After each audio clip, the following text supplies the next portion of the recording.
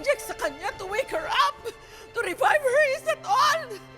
Please, do something! No!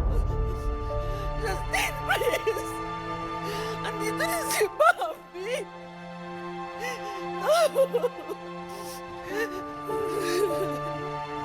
Annalyn, please, wala na ba magagawa? Can you give her extra medications?